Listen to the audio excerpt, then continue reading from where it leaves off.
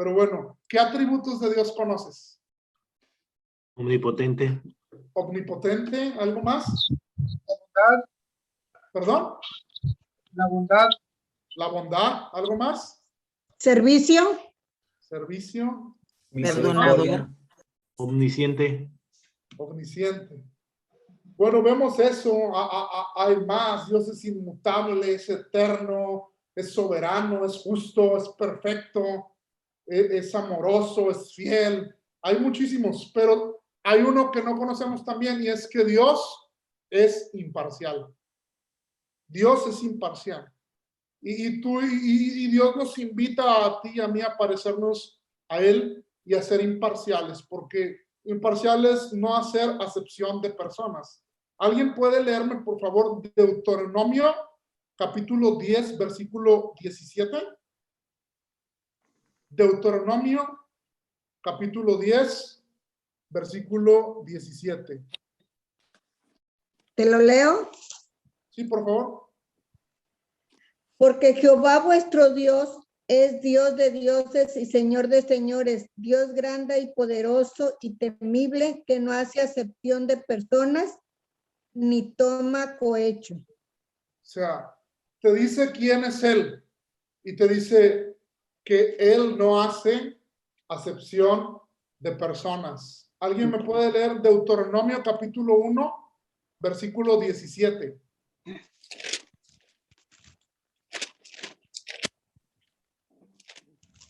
Dice, no hagáis distinción de persona en el juicio, así al pequeño como al grande oiréis. No tendréis temor de ninguno, porque el juicio es de Dios, y la causa que os fuere difícil la traerás a mí, y yo la oiré. O sea, Dios no hace excepción de personas. Él te dice, vas a escuchar al chico, vas a escuchar al grande. Dios no hace acepción de personas. Y tú y yo no tenemos que hacer acepción de personas. Y eso es algo que indudablemente tú y yo hacemos. Porque simplemente tú y yo seríamos capaces de darle la razón a alguien simplemente porque lo conocemos más. Y tenemos que tener muchísima cuestión, tanto desde la partida económica, cómo tratamos a la gente, hasta cualquier otro tipo de trato que tú y yo podamos llegar a tener o podamos llegar a dar. Wow. Mira, te voy a leer por ahí. Alguien que pueda ir, por favor. Vamos a Deuteronomio capítulo 15, versículo 7. Deuteronomio capítulo 15. yo, Ok, versículo Yo, Pepe, 7. Ajá, lee, sí, adelante. no sé, primo. 15:7. Sí. ¿Lo leo, Pepe? Ajá, sí, adelante. Préstamos a los pobres. Cuando haya en medio de ti menesteroso de alguno de tus hermanos en alguna de tus ciudades en la tierra que Jehová tu Dios te da, no endurezcas tu corazón, ni cerrarás tu mano contra tu hermano pobre. Sigue, sigue.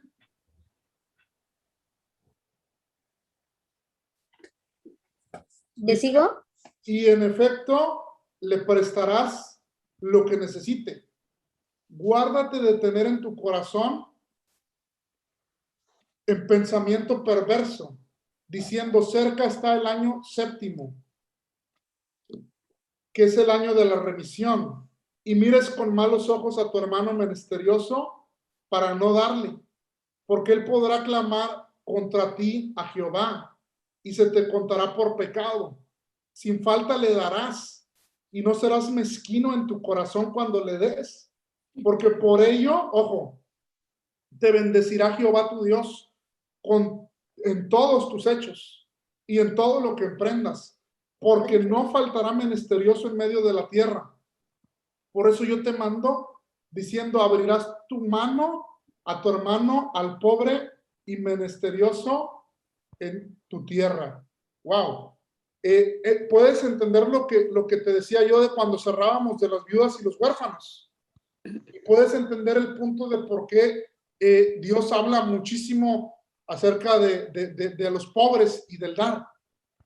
En esta ley, al principio de ese capítulo 15, te explica la ley de la remisión que estaba en Israel, que cada 7 años, o sea, tú podías prestarle a Doña Itza, podrías prestarle a Azul, podrías prestarle a Mario, y te iban pagando al 2 años, 3 años, 4 años, 5 años, 6 años. Pero el 7º año, lo que Jessica te debiera, tú tendrías por ley de Dios que perdonárselo. Y si alguien se acercaba y te pedía y en tu mano estaba poder ayudarle, tú le tenías que ayudar, sin importar que tú pensaras, no manches, o sea, Azul me está pidiendo, pero ya vamos a entrar en el 7º año y voy a tener que perdonárselo.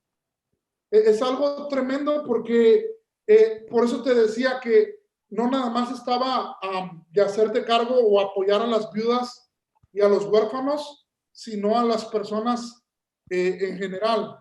Ahora podemos entender un poco, ya puedes entender un poco por qué luego te dicen que los judíos no son pobres, la mayoría. Entonces es por eso.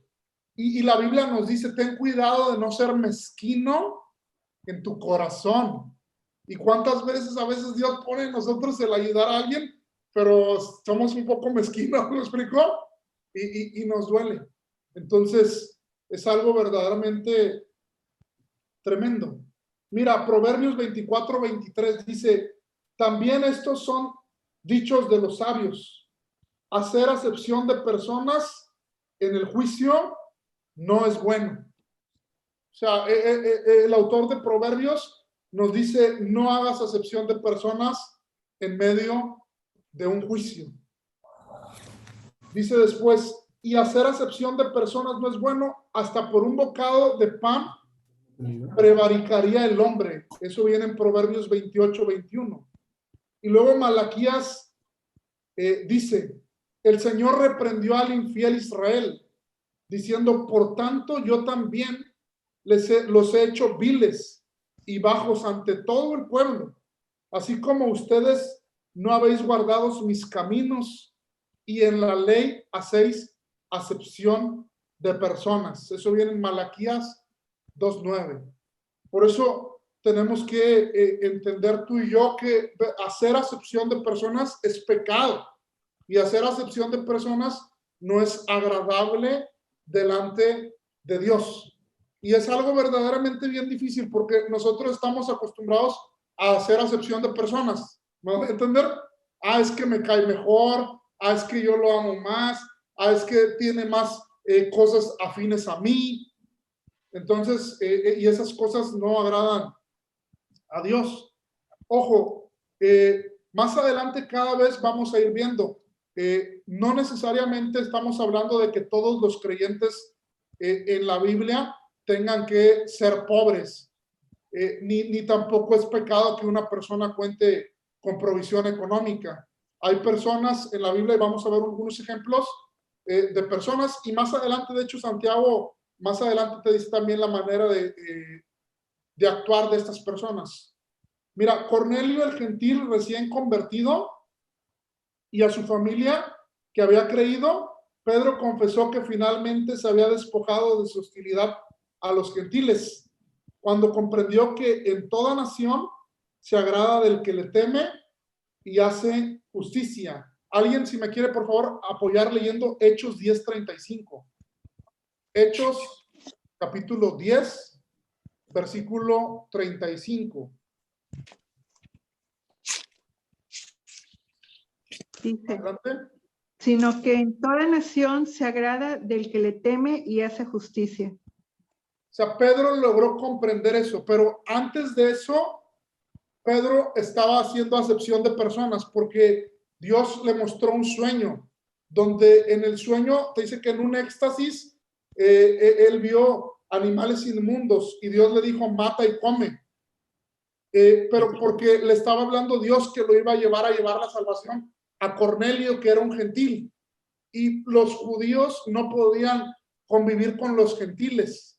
Entonces Pedro no quería ir y él estaba haciendo acepción de personas. Entonces tú y yo tenemos que tener muchísimo cuidado, porque cuántas veces Dios te puede llegar a querer mandar con alguien que te cae bien gordo y tú no quieres ir. Y a veces tú y yo somos orgullosos, no queremos buscar a nuestra familia, no queremos buscar a amigos cercanos que nos han ofendido, no queremos hacer cosas, ¿me explico? Simplemente no queremos a veces ir con alguien porque decimos, no, es que tiene la sangre pesada y me cae mal. Y tú y yo no podemos hacer acepción de personas. Dios no te dijo, anda, ve y compártele en todo el mundo a los que te caen bien. O sea, Él no nos mandó. Tú y yo tenemos que predicarle a todas las personas que tengamos enfrente. El Evangelio de Juan, capítulo 7, versículo 24. ¿Alguien que me apoye por ahí leyendo eso? San Juan 7, 24. Yo. Adelante. Dice, no juzguéis según las apariencias, sino juzgad con justo juicio. Me gusta muchísimo eso. Yo aquí les di a ustedes ya la clase de Juan. ¿Sí? No. Sí, ¿verdad? Cuando hablábamos de juzgar con juicio, con justo juicio, ¿alguien se acuerda de lo que les mencionaba?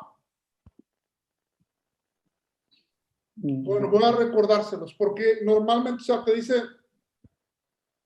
muchos decimos, no juzgues, porque juzgar está mal. Aquí está diciéndonos que juzgar está mal. Nos está diciendo que juzguemos con un justo juicio. La Biblia te dice, en la medida que tú juzgas, tú vas a ser juzgado.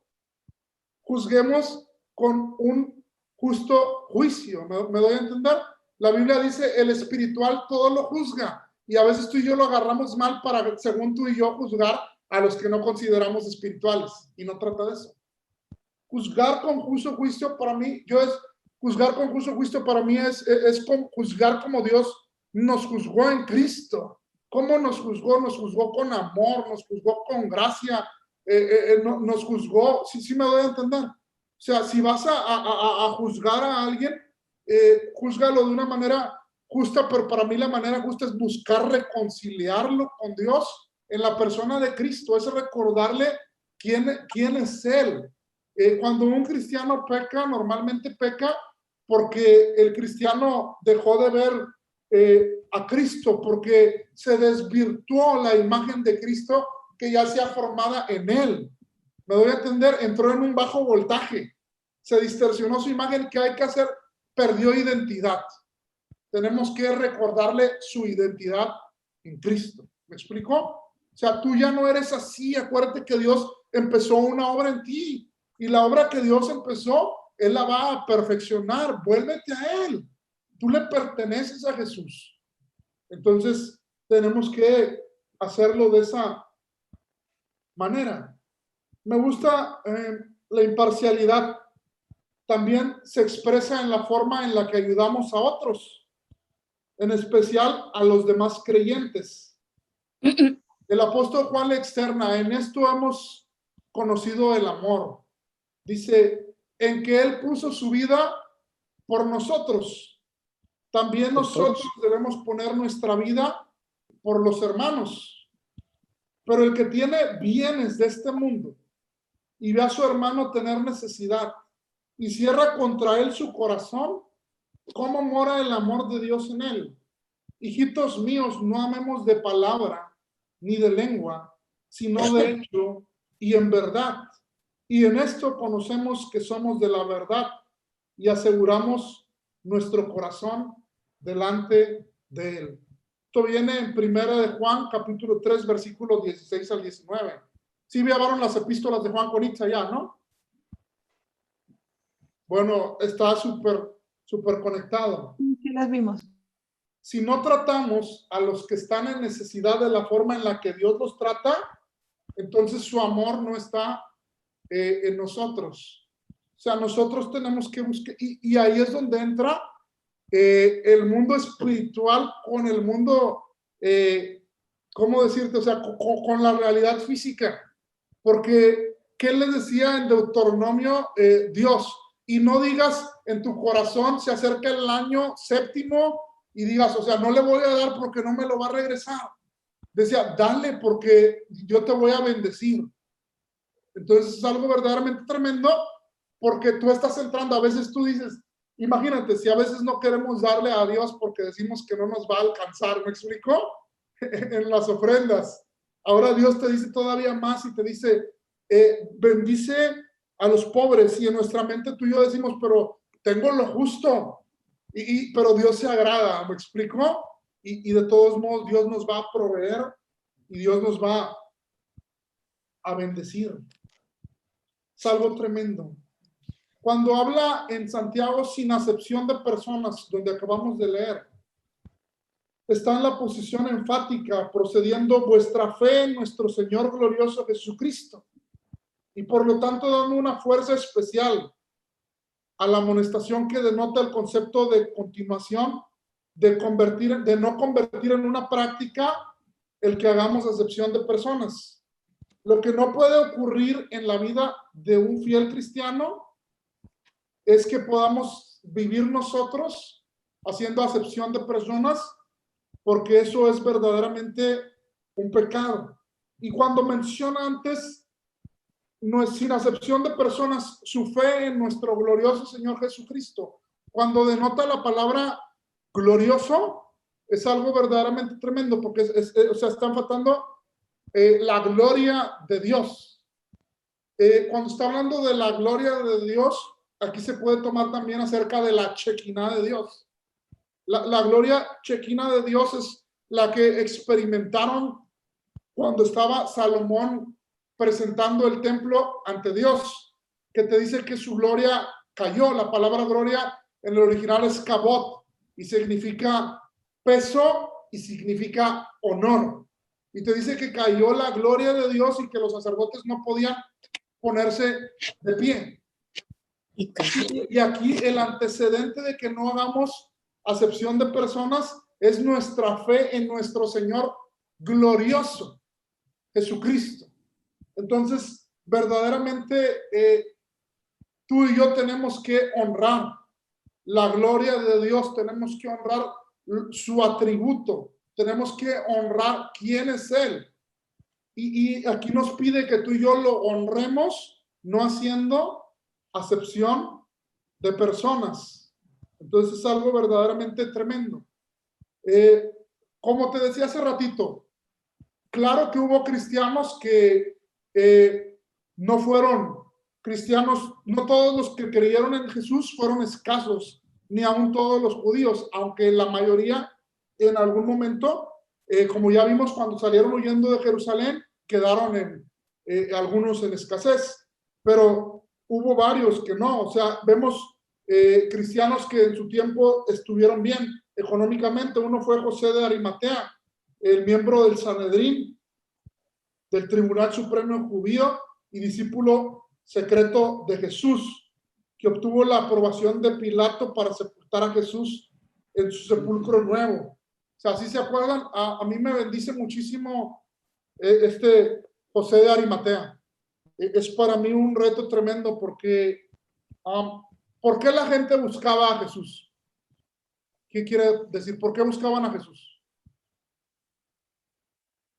En las multitudes porque los sanaba. Los sanaba. ¿Qué más hacía Jesús? Por milagros, alimentación. Les daba de comer. Buscaban a Jesús para obtener cosas de él. Pero José de Arimatea, cuando Jesús había, o sea, obviamente sí murió porque venció a la muerte. Cuando Jesús había muerto, cuando no podía obtener nada de él, Jesús de Arimatea fue. ¿Me doy a entender? A mí se me hace una fe tan hermosa, porque normalmente tú y yo a veces nos acercamos a Jesús para obtener. Y José de Arimatea no fue. O sea, me bendice demasiado. Y luego también vemos a Nicodemo, otro discípulo secreto y también eminente miembro rico dentro del Sanedrín. También me bendice muchísimo porque en Nicodemo vemos cómo puede ser el crecimiento de la fe. Primero fue con Jesús a escondidas, luego lo medio le defendía públicamente pero cuando lo medio defendió, le dijeron, ¿qué? ¿Tú también eres Galileo? Y me recuerda cuando tú y yo estamos creciendo en Cristo y no queremos que nadie sepa. Y luego medio queremos empezar a predicar, pero nos critican y ya nos quedamos como que callados. Y luego maduró en la fe, donde ya no le importaba nada y acompañó a José de Arimatea a pedir el cuerpo. Cuando también él no sabe, o sea, ¿cómo decírtelo? Ellos, a lo mejor, pues tú viste que todos se fueron, nadie esperaba que Jesús resucitara, ¿me explicó? Y aún así él fue a pedir el cuerpo. Cuando lo podían echar, cuando podía perder todo, cuando podía ser rechazado, él fue y pidió el cuerpo con José de Arimatea. Esas fe me bendicen demasiado. Pero bueno, también vemos por ahí un poquito más después de tiempo otros creyentes que no eran pobres. Por ejemplo, el etíope eunuco que se convirtió cuando Felipe fue llevado al desierto. El eunuco ahora sí iba con ofrendas a hacer un viaje desde Etiopía hasta Jerusalén. Era un viaje carísimo. Entonces, obviamente esta persona tenía recursos. ¿Me explicó? El centurión romano que acabamos de leer, ¿te acuerdas? Que se acercó a Jesús, también era una persona que tenía recursos. También por ahí podemos ver a Lidia. ¿Te acuerdas, Lidia, la que Dios abrió su corazón y empezó una iglesia en su casa? Ella, vendedora de púrpura, era vendedora de telas, era una persona que estaba bien acomodada económicamente y ella abrió su casa y dijo, aquí va a haber una iglesia. Wow. Voy a contarte un testimonio tremendo, a lo mejor algunos ya lo saben. Vamos a pararle aquí y ya después. ¿Cuántos de aquí conocen a Guaviva Tampico o la han escuchado mencionar? Mario, bueno, varios. Guaviva Tampico estaba antes en el centro de Tampico. Tiene poco tiempo que se mudaron a Ejército Mexicano, donde los que conocen Ejército Mexicano, donde antes se ubicaba la leche de la Gilcres. Es un lugar bendecido, es un lugar precioso, es un lugar verdaderamente, pues es una buena zona, ¿me explicó? Pero para esto, ese terreno estaba demandado. La Gilcres había cerrado y no le había pagado a los trabajadores. Y los trabajadores habían demandado contra conciliación y arbitraje. Entonces, estas personas hablaron con el pastor de Tampico y le dijeron, te vendemos, pero está en esta situación. Con lo que tú nos pagues, nosotros vamos a ir pagándole a los trabajadores. Entonces el pastor de Tampico y la iglesia de Tampico estuvo ahorrando y estuvieron dando y dando y dando. Y una persona de la iglesia que se dedica, que tiene camiones y cosas así para mover escombros, todo ese show, le dice al pastor, pues yo te presto camiones y todo para que hagan trabajo, no te voy a cobrar, dime cómo va lo de allá. No, pues voy a ir a averiguar conciliación y arbitraje. Y le averigua y le dice, pastor, te robaron. Le dice, pastor, todo el dinero que tú has dado, ellos no han dado ni un peso a los trabajadores. Todos los documentos que te dieron fueron documentos falsos. Y el pastor, o sea, se quebró y dijo, ¿cómo voy a ir a decirle a la iglesia esto? O sea, todo el dinero que dieron, no hay nada. Fue algo verdaderamente tremendo. Y total, esta persona le dice, déjame ver qué se puede hacer. Y aparte habían vendido la parte de la esquina donde estaba, ellos habían quedado pues donde estaba el área de producción a media cuadra y habían vendido o sea, todavía ni habían acabado de comprarla, pero como según habían papeles, ya habían vendido la parte de la esquina para subsidiar el pago de lo demás. Y se los habían comprado en un precio que nada que ver, súper bajo. O sea, también en eso les habían buscado ver la cara. ¿Me explicó? Y esta persona le dice, ¿cuánto se lo ven? No, pues tanto. Le dice, pastor, ¿te vieron la cara? Esa esquina es de Ejército Mexicano, tiene otro precio tremendo. Entonces, ¿te imaginas el corazón del pastor y de la gente al saber que habían perdido todo? Y pues de la nada, este hombre le dijo, ¿sabes qué, pastor? Pues Dios me había estado hablando a mí que yo pusiera una iglesia, que sembrara en una iglesia. Y le dijo, déjame ver qué puedo hacer. Y el hombre empezó con sus abogados a mover todas las cosas y llegó a un trato y ya él legalmente, con abogados y todo, le fue pagando a cada persona de la Gilcres, de los empleados, y compraron ya el terreno de en medio. Y después el hombre dijo, pues vamos a ver qué podemos hacer. Y fue más allá y recuperaron también la esquina. Y acabo de ir yo a la iglesia y es una iglesia preciosa. Estuve en una junta de pastores en esta semana, creo que fue el lunes y martes, estuve ahí en Aguaiba, Tampico, y wow, algo glorioso. Y yo sé verdaderamente, este hombre lo hizo con un corazón para Dios y verdaderamente yo creo que no le va a faltar nada. Entonces hay muchas personas que son así. Y yo te invito que tú no tienes que